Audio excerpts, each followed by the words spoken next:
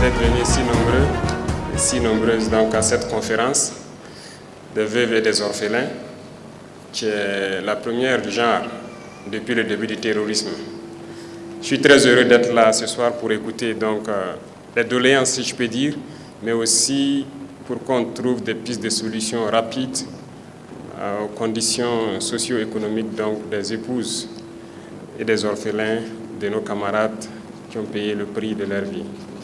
Mais avant tout propos, je souhaite qu'on prenne une minute pour prier pour le repos des âmes donc, de nos camarades tombés sur le champ d'honneur pour la patrie.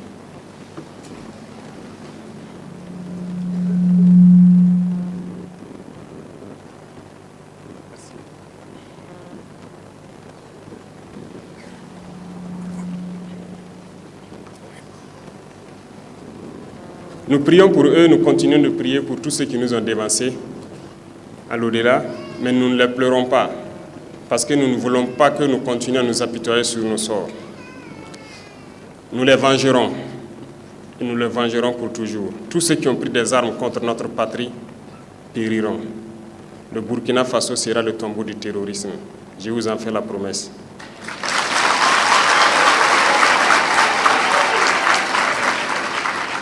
Nous ferons en sorte que nous poursuivons l'équipement, la formation et le recrutement de la jeunesse burkinabé pour défendre notre patrie et que nous puissions ramener le développement tant espéré au Burkina Faso pour le bonheur donc de nos populations.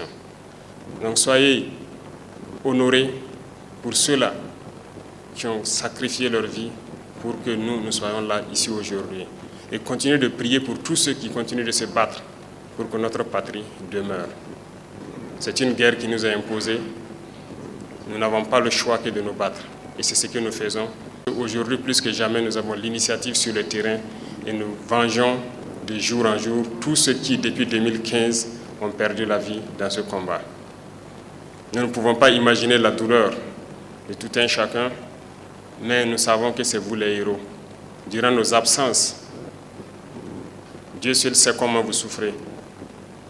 Que nous revenions ou pas, les femmes continuent de souffrir à la maison. Les enfants souffrent beaucoup de notre absence. C'est pénible, mais soyez sûrs d'une chose, c'est pour la patrie.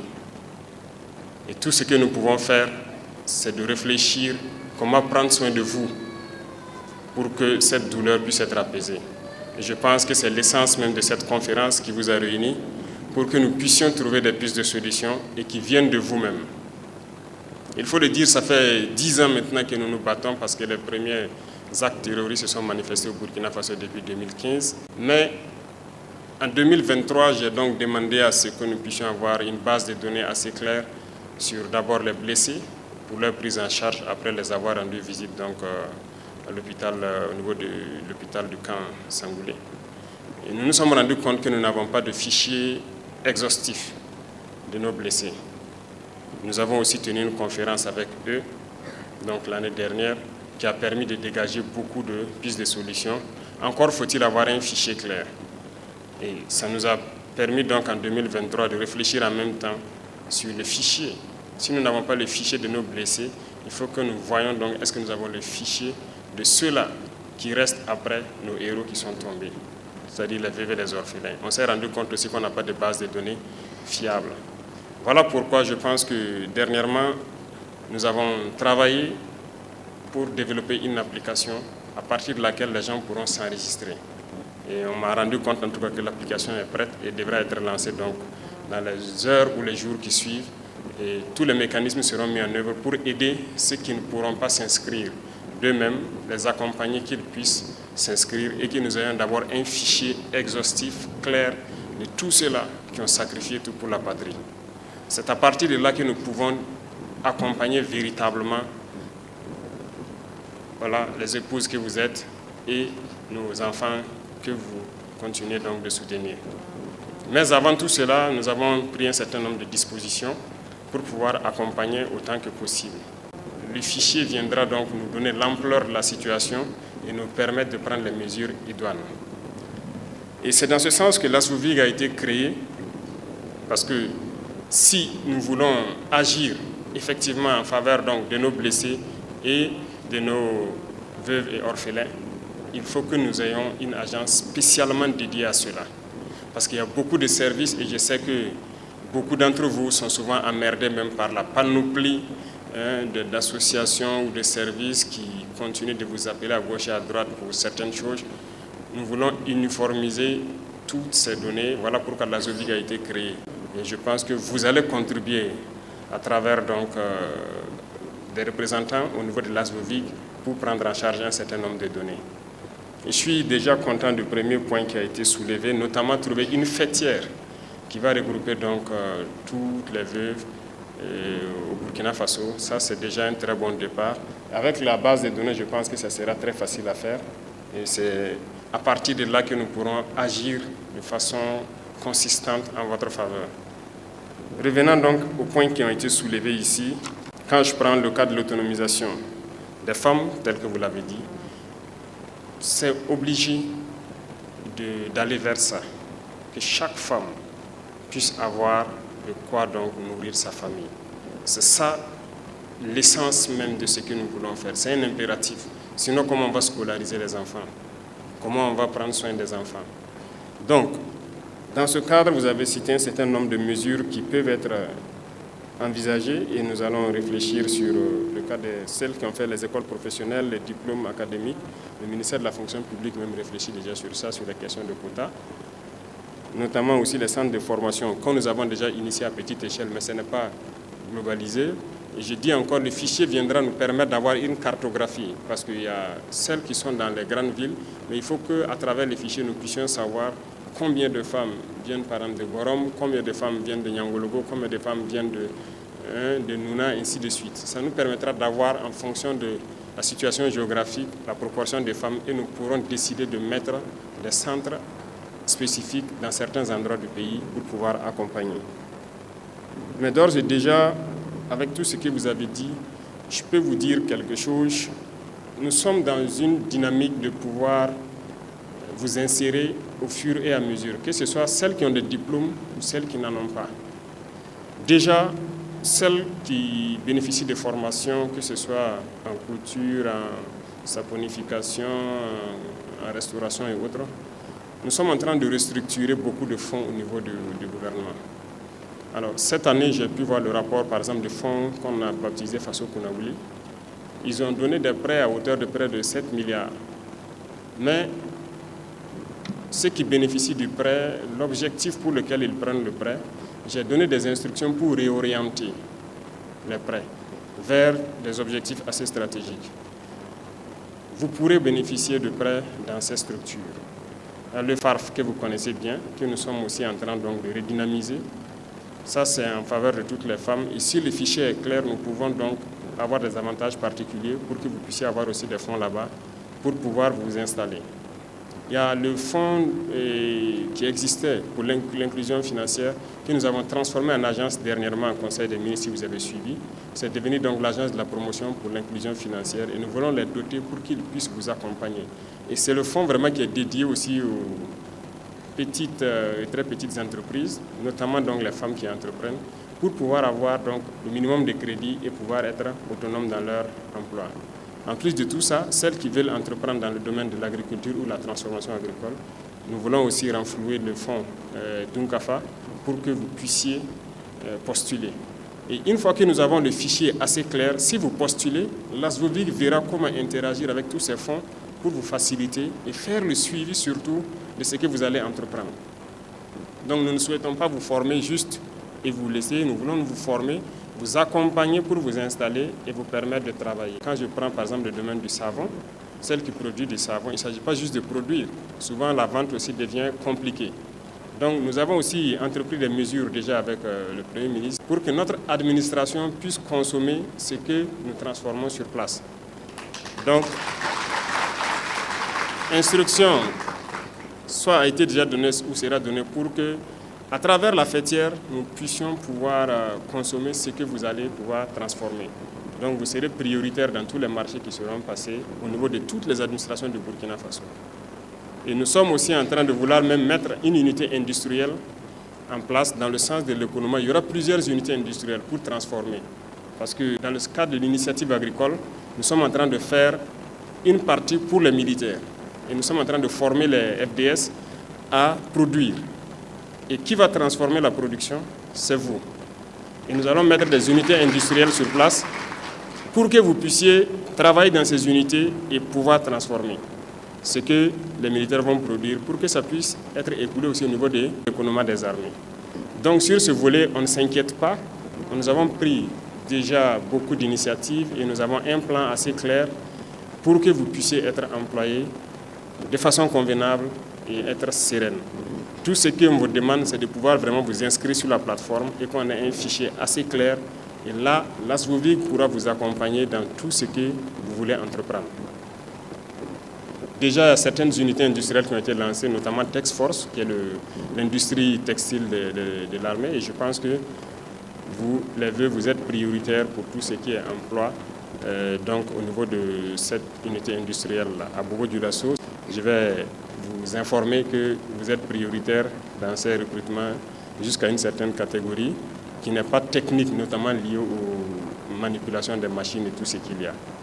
Donc il y a beaucoup d'initiatives qui sont prises dans ce sens-là pour que vous puissiez être vraiment autonome. Et pour moi, comme je le disais aux jeunes et tout, l'idée n'est pas forcément d'intégrer les gens dans la fonction publique parce que j'ai dit qu'il faut qu'on enlève l'esprit de fonction publique dans la tête, mais il faut qu'on arrive à produire de la richesse. Voilà. Et donc l'entrepreneuriat, les industries, nous sommes lancés dans ce processus pour que vous puissiez vraiment avoir des emplois décents, permanents et pouvoir prendre soin donc, des familles. Et parlant toujours dans ce sens, donc comme vous avez demandé de créer plus de centres de formation, la cartographie nous permettra de savoir quel type de centre et où le créer. Voilà. Si on crée des centres et sans savoir c'est où est-ce que les VE sont concentrés, c'est où que les orphelins sont concentrés, on ne pourra pas être efficace.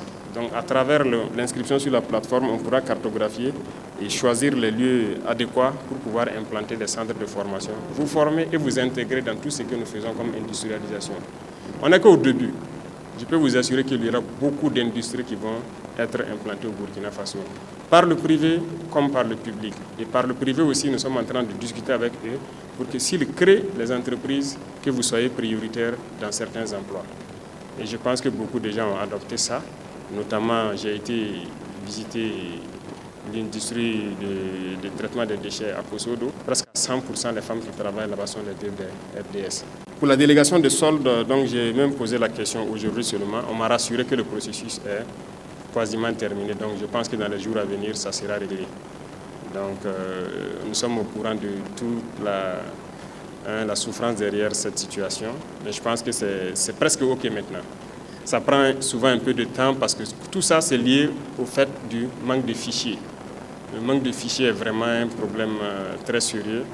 Et une fois que tout ça s'est résolu, je pense que ça va mieux se comporter. Parce que si on ne sait pas, tout le monde pourrait venir se présenter comme étant, voilà, nos femmes de héros tombées. Mais il faut un certain minimum de preuves. Et vous-même, vous avez parlé de conflits entre souvent les belles familles et les veuves. Ce n'est pas facile. Nous avons vécu ces genres de situations et il faut prendre toutes les précautions pour que vous soyez les bénéficiaires. Pour l'harmonisation des décrets, je pense que c'est un point qu'on va regarder rapidement au niveau donc, des forces armées nationales et des forces de sécurité intérieure pour voir comment on peut harmoniser sur les indemnisations et voir tout ce qui est faisable. Sur ce volet aussi, je pense que vous voyez petit à petit la création donc, de la Comipec qui est en train de s'installer. Et ces questions d'indemnisation et tout ça, bientôt, ça va basculer donc au niveau de la Comipec parce que ça crée réellement beaucoup de problèmes au niveau des familles. Nous avons été sur le terrain, nous avons été témoins de ces situations. Particulièrement, j'ai perdu un soldat entre-temps. En plus de l'indemnisation, au sein de l'unité, souvent, on cotise pour soutenir voilà, notre femme et nos enfants qui restent. Mais pour la première fois que j'ai perdu un homme, j'avoue que j'ai été beaucoup déçu.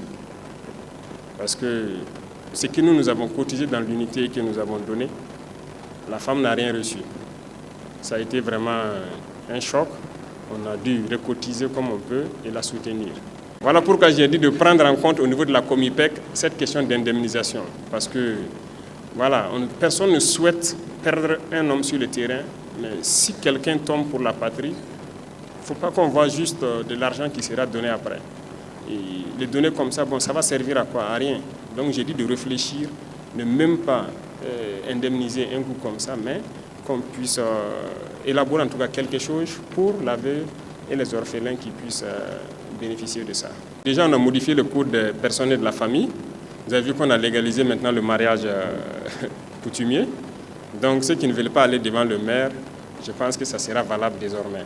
On attend que l'Assemblée adopte pour qu'on puisse avancer. Parce que bon, nous, c'est notre culture, on se marie comme ça. On ne sait pas pourquoi les gens disaient qu'il faut faire forcément le mariage venu d'ailleurs pour être reconnu. Non, on a l'habitude de se marier comme ça, donc on a décidé de modifier ça dans le code des personnes et des familles, qu'on reconnaisse ça. Celui qui va se marier à l'église ou à la mosquée ou mariage traditionnel PPS, qu'on puisse reconnaître et faire un papier net, et ça va être valable vis-à-vis de la loi. Et même au niveau de la Comipec, à l'enrôlement, le soldat doit pouvoir dire qui est son épouse ou sa concubine et ses ayants droit.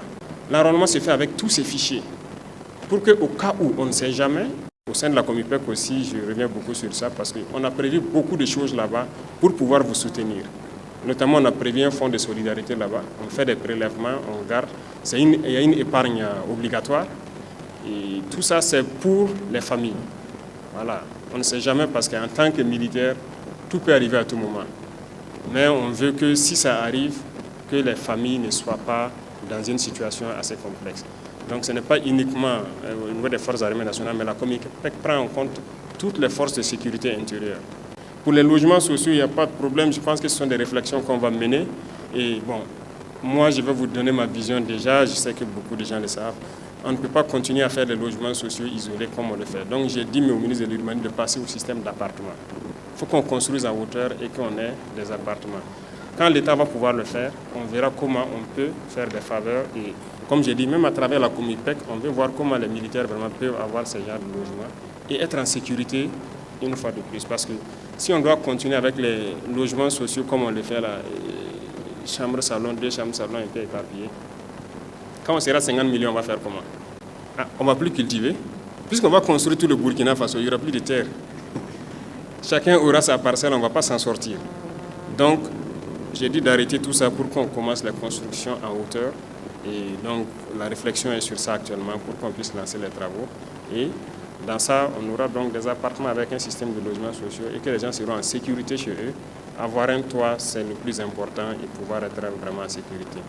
Donc, c'est des volets que l'ASOVIC pourra donc prendre en compte. Au moment venu, on verra quelles facilités on peut avoir et de façon donc échelonnée au niveau de la Comipec pour faciliter cela.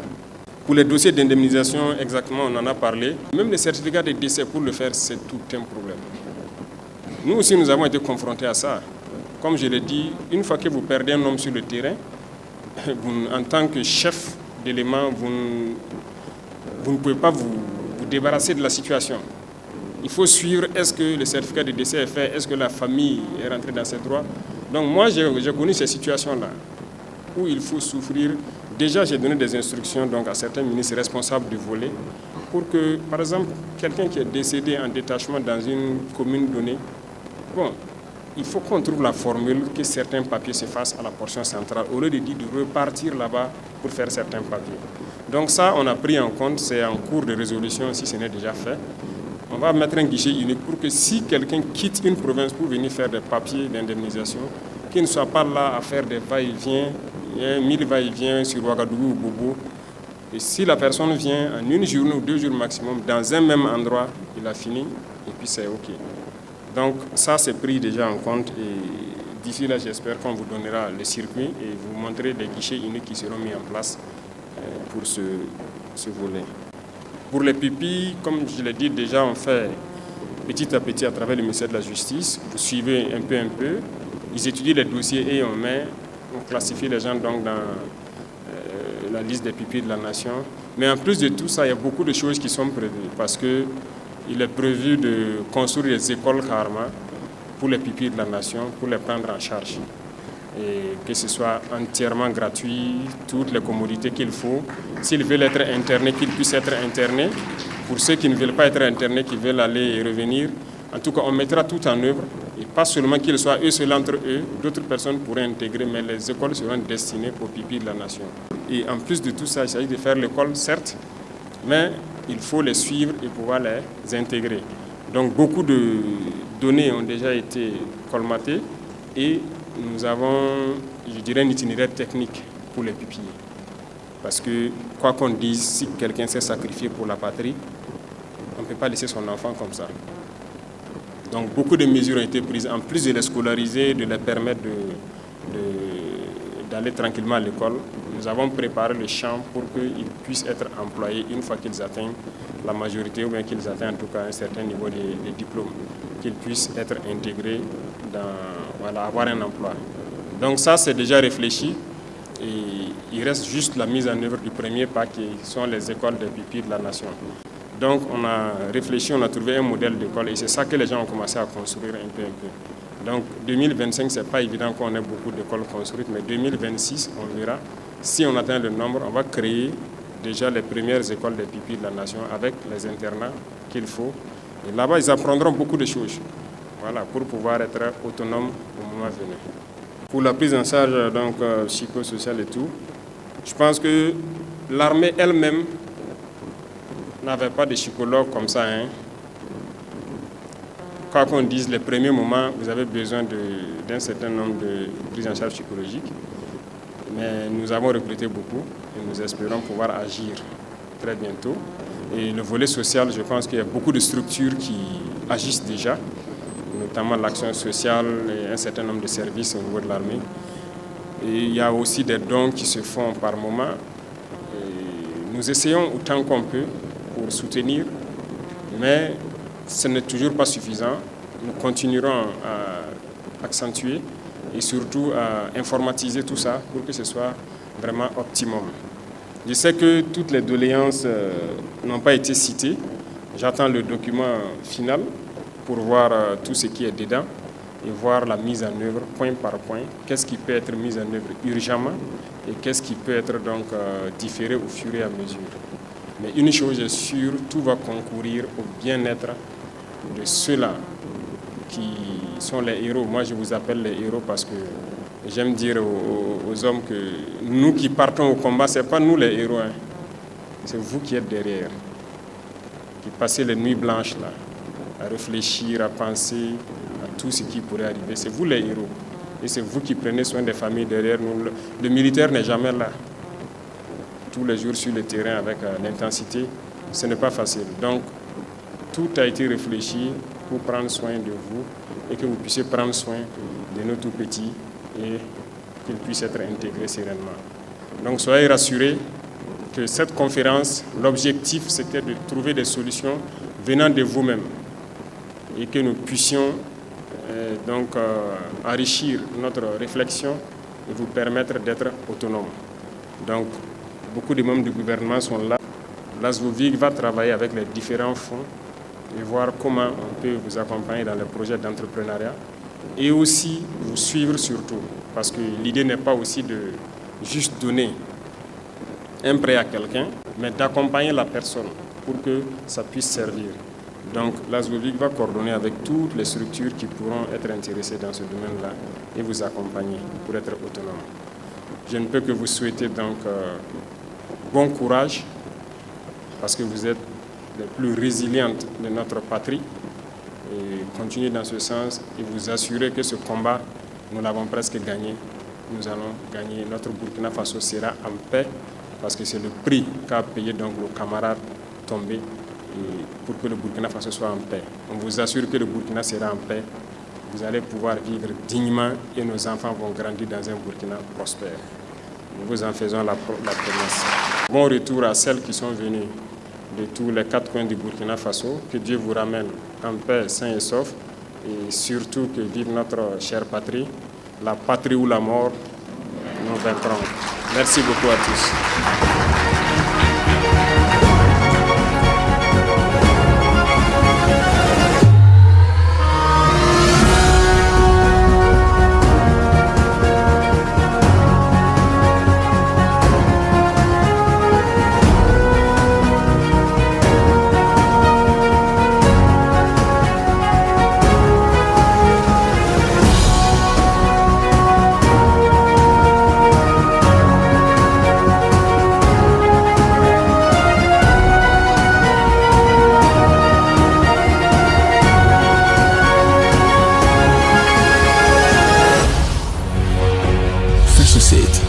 facettes de l'information au Burkina Faso.